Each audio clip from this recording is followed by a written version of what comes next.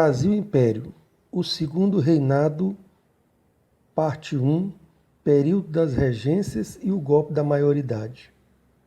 Este período vai da abdicação de Pedro I até o ano de 1840, com o golpe da maioridade. Dom Pedro II, que herdou o trono brasileiro, tinha apenas 5 anos de idade na época. Portanto, o Brasil passou a ser governado por regentes, pois Pedro II estava impossibilitado de governar o país devido à sua idade, ficando isso a cargo destes regentes, que seriam pessoas escolhidas no meio político para exercer tal função. Os regentes eram escolhidos por um reduzido colégio eleitoral das províncias. Haviam 3 correntes políticas principais no período regencial que disputavam espaço na condução administrativa e financeira do país.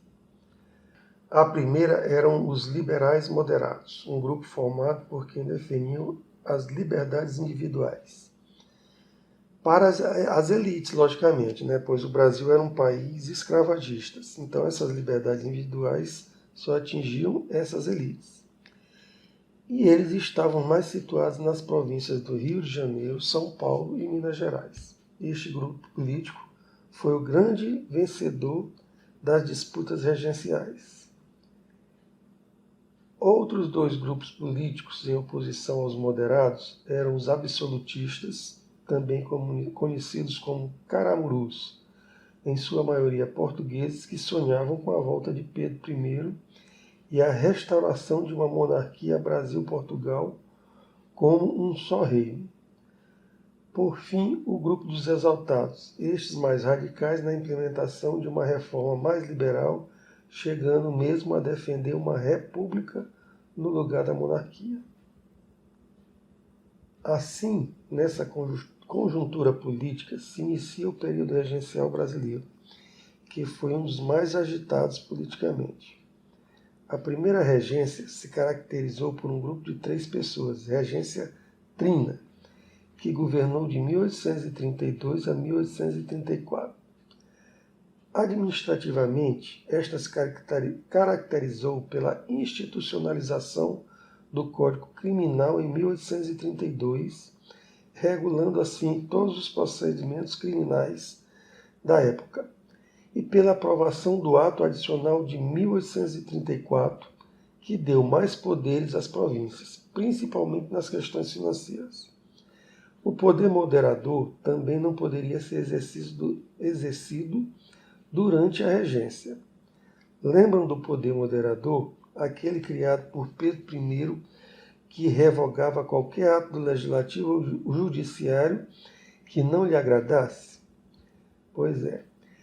Então, assim, neste período de descentralização, uma série de revoltas aconteceram no Brasil. Podemos dizer que no Brasil havia uma espécie de falta de unidade dentro das elites brasileiras quanto ao seu regime político. Absolutistas, monarquistas, liberais e republicanos disputavam o modelo a ser seguido no país. Na base disso tudo, havia uma população de escravos, mulatos e índios que ficavam de fora, e era a maior parte da população. No meio dessas incertezas da organização política do Brasil, diversas revoltas aconteceram nos mais variados locais. Uma foi a Guerra dos Cabanos, em Pernambuco, em 1832 a 1835, onde índios e escravos, apoiados por alguns proprietários de terras e engenhos, lutaram pela volta de Pedro I ao trono e pelo fim da regência. Ganharam apoio dos comerciantes portugueses de Recife e absolutistas do Rio de Janeiro.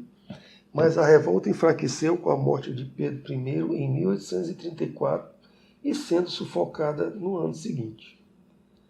Outra guerra importante foi a cabanagem, de 1835 a 1840 no Pará. Apesar do nome, era distinta em relação à Guerra da Cabanagem em Pernambuco. Na Cabanagem do Pará, uma população de indígenas, negros e mestiços se revoltaram contra a elite que disputava o poder na província paraense, por causa da nomeação do presidente da mesma. Os cabanos chegaram a declarar a independência do Pará, mas foram derrotados em 1840 pelas tropas legalistas. O principal motivo da derrota era em virtude da péssima situação social em que se encontravam os cabanos. Foi com certeza a revolta mais violenta do Império, com cerca de 30 mil mortos. Uma terceira revolta se deu na Bahia com a Sabinada. Foi de 1837 a 1838, onde rebeldes liderados por Sabino Barroso, jornalista e professor da Escola de Medicina, propuseram criar um Estado republicano e federalista e manifestaram declarar a Bahia um Estado livre e independente, mas foram também derrotados em 1838 na cidade de Salvador. No Maranhão ocorreu a Balaiada, de 1838 a 1841. Iniciado com as disputas de poder das elites locais maranhenses, mas que evoluiu para uma revolta social que teve o Negro Cosme como líder de uma coluna de 3.000 balaios, escravos na verdade, onde estes chegaram a ocupar a cidade de Caxias, segunda maior da província do Maranhão. Mas foram derrotados em 1840 pelas tropas do governo central, que eram liderados por Luiz Alves de Lima e Silva. Este recebeu o título de Barão de Caxias após a vitória, e mais tarde seria condecorado como Duque de Caxias. Ao sul do Brasil houve a Guerra dos Farrapos, ou Farroupilha, que ocorreu de 1835 a 1845, onde os rebeldes declararam em 1838 a República de Piratini. Apesar do nome pejorativo de farrapos, os líderes dos mesmos eram grandes proprietários de terras, criadores de gado e charqueadores. Os ideais de separação do povo gaúcho vinham de longe. Com a grande carga de impostos sobre a produção dos mesmos, fez desencadear a revolta. Para dar fim à revolta foi chamado o então Barão de Caxias, que apesar da vitória na guerra não puniu os revoltosos, dando-lhes um acordo favorável às suas reivindicações. A atitude mais flexível com os rebeldes do Sul se deu em razão da posição geográfica distante do poder central e o temor de uma onda separatista desencadear na região, tanto que os comandantes das tropas sulistas foram incorporados ao exército brasileiro. Durante estas rebeliões, dois grandes grupos políticos se concretizaram. Os conservadores, formados por magistrados e burocratas, além de uma parte de proprietários de terra do Rio de Janeiro, Bahia e Pernambuco, também com grandes comerciantes, principalmente os comerciantes portugueses. Pelo outro lado, tinha-se os liberais, em sua maioria de classe média urbana de São Paulo, Minas Gerais e Rio Grande do Sul. Os absolutistas perderam espaço principalmente com a morte de Pedro I, perdendo sentido a união de Brasil e Portugal em um único império. Em 1840, ficou claro que a descentralização provocada pelo Ato Adicional de 1834 trouxe consequências para a unidade política do Brasil. Por outro lado, Pedro II já tinha 14 anos, e a ideia de restauração do poder monárquico sob a sua regência ganhava corpo entre todos os setores políticos, até mesmo entre os liberais que preferiam recuar ao ver o país se desenvolver em várias nações.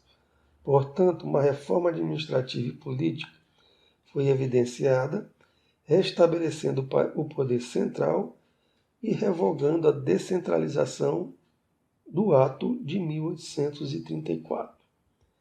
Por fim, aproveitando-se da reforma, foi declarada a maioridade de Dom Pedro II, ainda com 14 anos.